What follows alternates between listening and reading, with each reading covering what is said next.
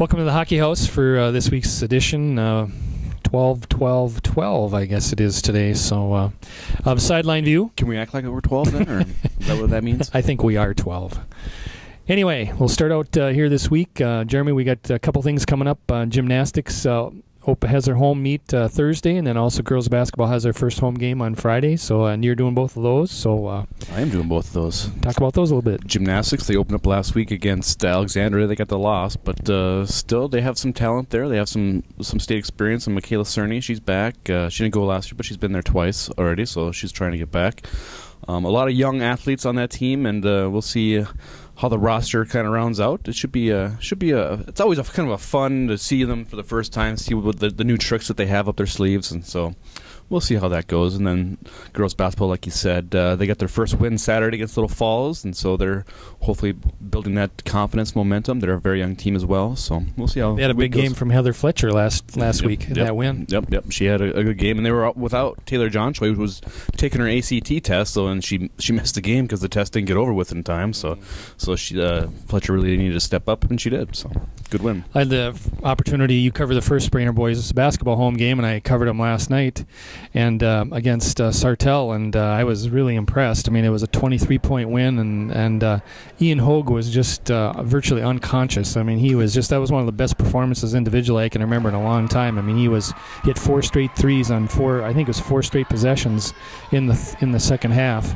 and Brainerd scored the first 20 points of the second half to just put the game out of reach. So it was really a fun night to be there. Even I know assistant principal Dave Frank yelled at me. He said, "Hey, it's kind of fun to be on the other side of these for once." And it's like, yeah, it's like, I mean, they keep these guys healthy, and everybody keeps. I mean, it's a very unselfish group. I don't think you really typically have a lot of guys going to go score 20 here, but you might have 4 guys in double figures, and that's going to help you win. But I was very impressed, and some people said Sartell was one of the top teams in the conference, but they just took them apart. So I think the winner is bright. I think for those guys, a bright future for those. Yeah, Sartell's got a lot of good tools. They'll be good down the road, and then they're a 3A school, so they'll go far. But Brainerd, Ian, he's sneaky. He's gonna surprise a whole lot of people because everyone's gonna be concentrating on Sauer and Blanc. Yep. And rightfully so. Those two are kind of the mainstays. They've been on the varsity since their sophomore year. But Ian and when Tony Sauer comes back, right.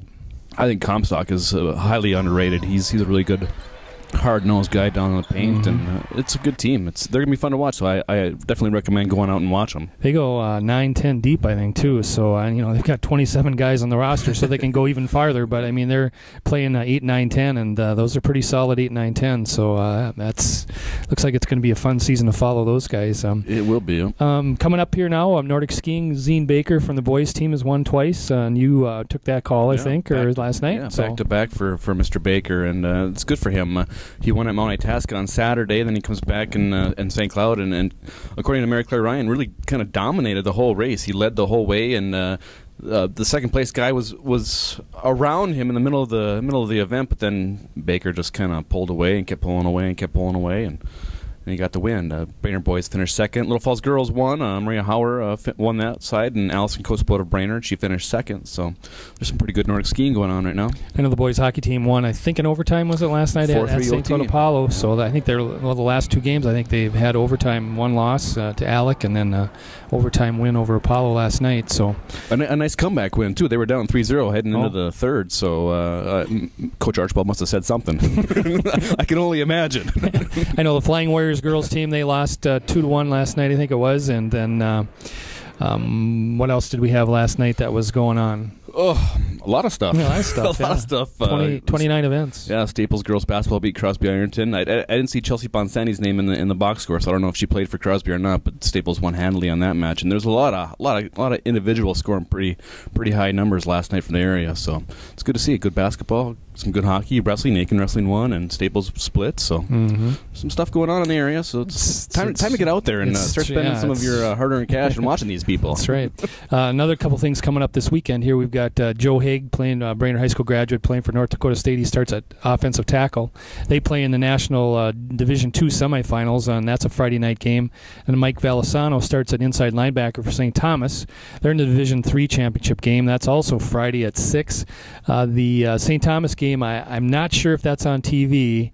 I'm sure it is somewhere, but I'm not sure what it is. I know the NDSU game will be on ESPN2 at 6 o'clock Friday, so I know there's some people trying to organize a little gathering at, I think, Buffalo Wild Wings on Friday night to watch Joe play, and I know I'm sure his parents will be up at the Fargo Dome, so, and then after that they have one more week. If they win this one, they not sure where the championship game is, but St. Thomas has had a phenomenal year and unbeaten. I think they're ranked 4th, and they play Mount Union, which is like 14-0, ranked number 1 in the country. It seems like every year in Division III, and they're I don't know, something like they've been in the 16 championship games or something like that. So it's quite a run. Did Mike Zahar's St. John's team beat Mount Union in the? They might have. Michael returned that 100-yard interception return, which made ESPN. That was a top play, I remember, in ESPN's top 10 that week. So we've got some Brainerd kids that have gone on to play very well in football. So with all due respect to St. Thomas, I'm more interested in that NDSU game, rightfully so. They're a powerhouse. So,